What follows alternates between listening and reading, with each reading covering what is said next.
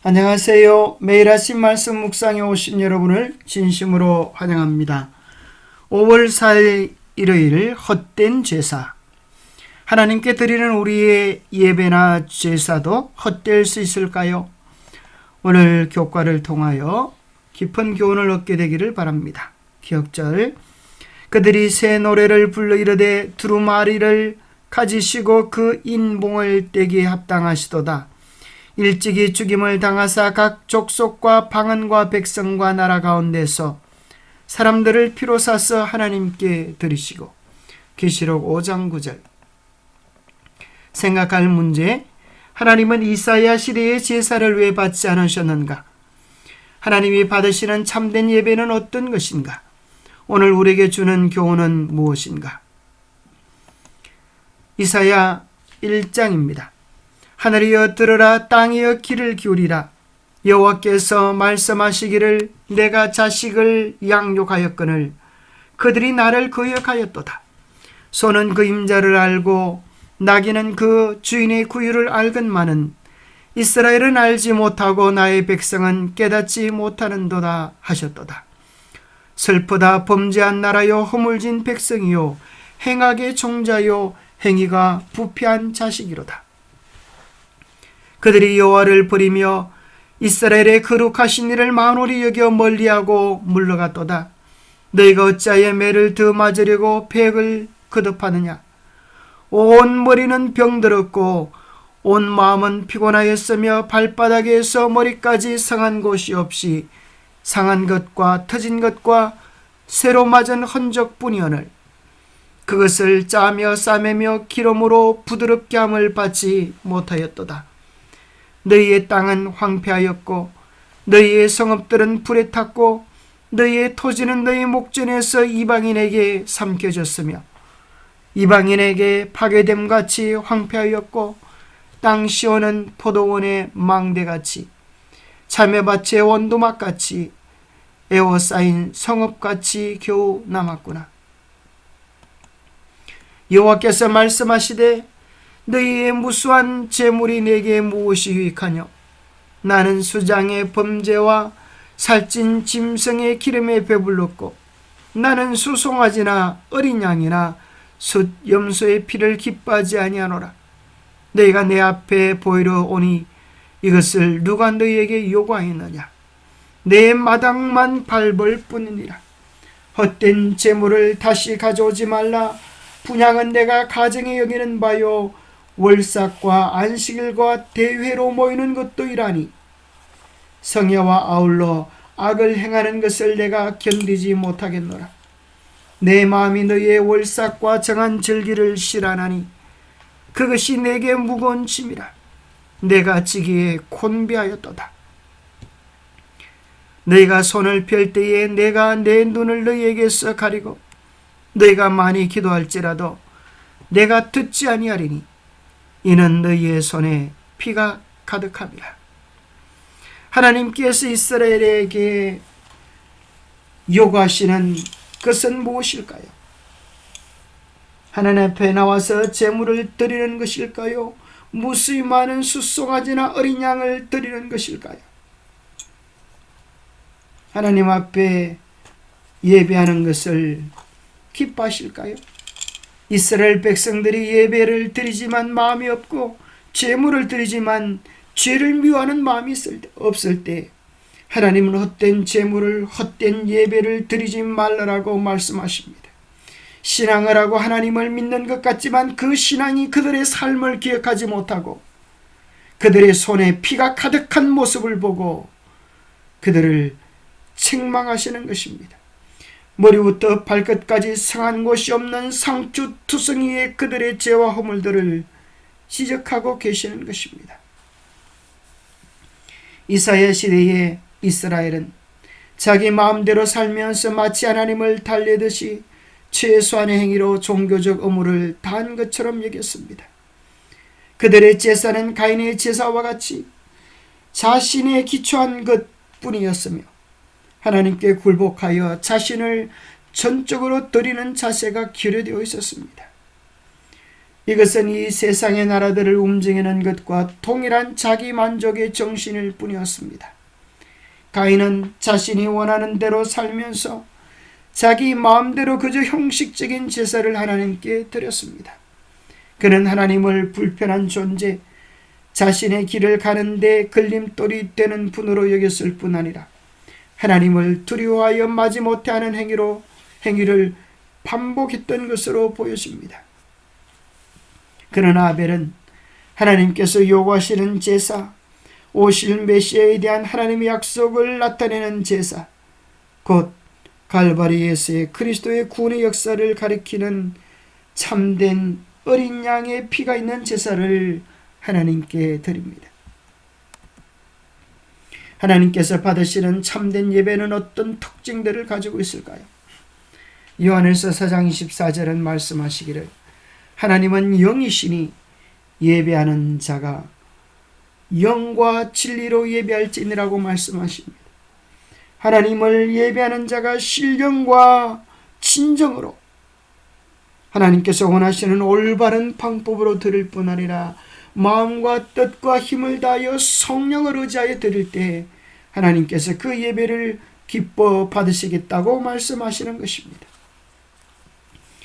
시편 51편 17절은 하나님께서 구하시는 제사는 상한 심령이라.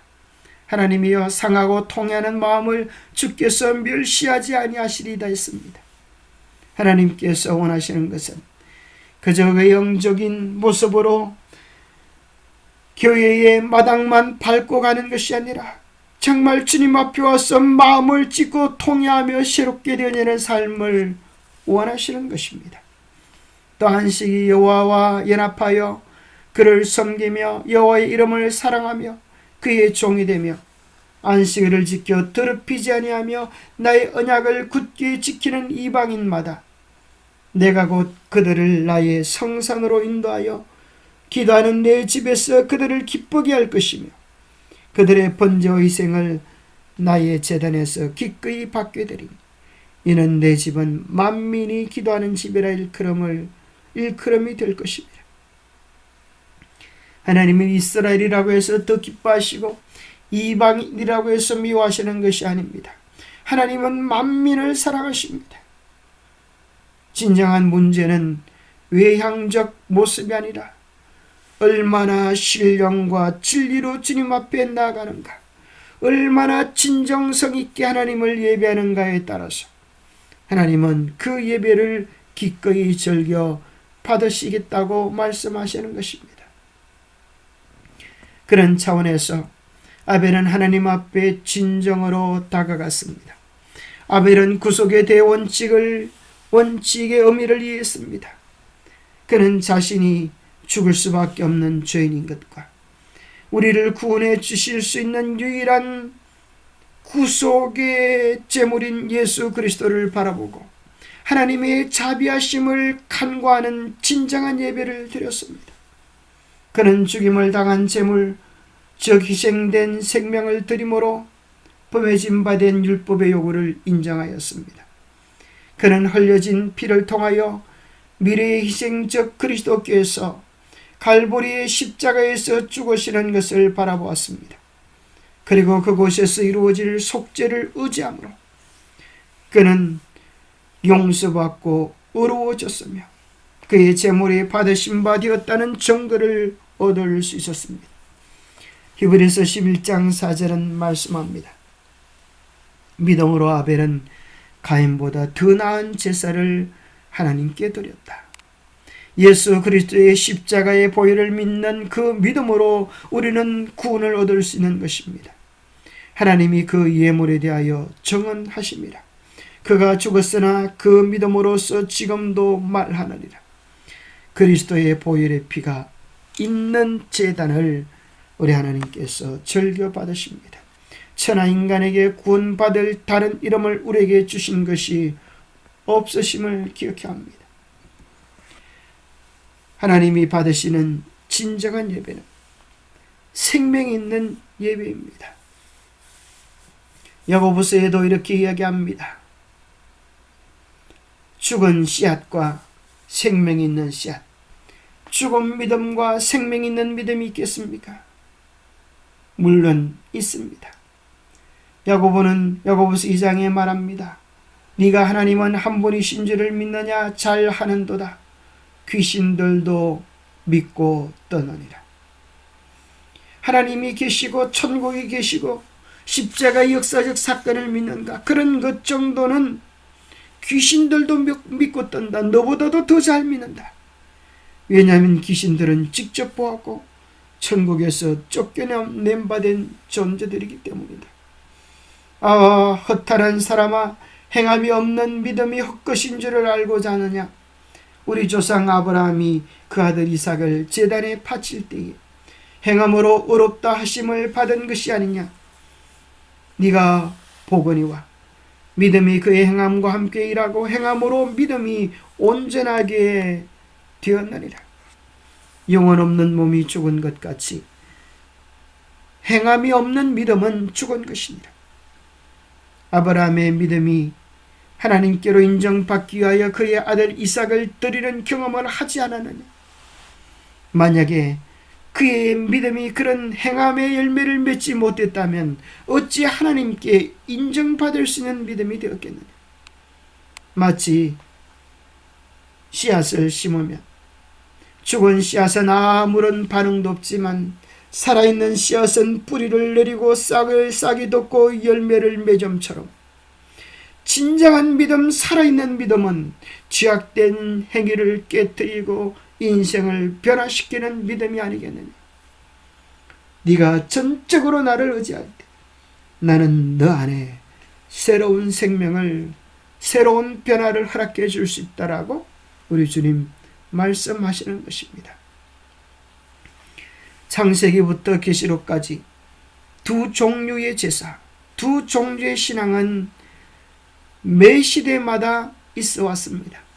하나는 산신앙이요, 하나는 죽은 신앙이요, 하나는 하나님께서 간합하시는 신앙이요, 하나는 하나님께서 거절하는 신앙이요, 하나는 하나님께서 보실 때 참된 신앙이요, 하나는 헛된 신앙인 것입니다. 한 부류는 죄를 위하여 지정된 희생을 이용하지만 다른 부류는 자신의 공로를 의지한다. 그들의 제사는 하나님의 중보의 공로가 없는 제사이기 때문에 그것으로 사람이 하나님의 은총을 받을 수 있게 해줄 수 없다. 예수의 공로를 통해서만 우리의 죄가 용서받을 수 있다. 그리스도의 피의 피로를 느끼지 않고 하나님의 은혜 없이 그들의 행위로 하나님의 간합하심을 받을 수 있다고 느끼는 자들은 가인과 동일한 과오를 범하고 있다. 기도하겠습니다. 하나님 아버지, 우리의 예배가 헛되지 않도록 도와주옵소서. 우리의 믿음이 헛된 믿음이 되지 않도록 도와주옵소서.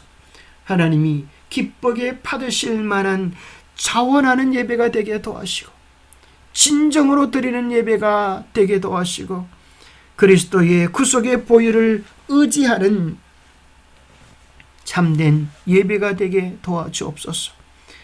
우리의 예배에 신령과 진리가 있게 하여 주옵소서.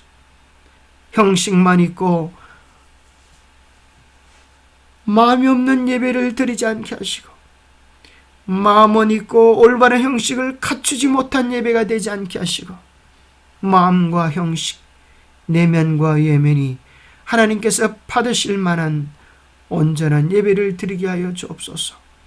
우리에게 베푸르신 예수 그리스도의 구속의 놀라운 은혜의 넘침으로 인하여 우리의 마음을 드리고 뜻을 드리고 힘을 들여 주님을 온전히 예배하는 우리 모두가 되도록 축복하여 주시옵기를 우리 주 예수 그리스도 이름 의지하여 간절히 간구하옵나이다. 모든 예배의 근원은 그리스도께 있습니다. 우리가 무엇을 드리는 것이 아니라 그리스도께서 우리에게 베푸르신 한없는 은혜에 대한 우리의 응답인 것입니다.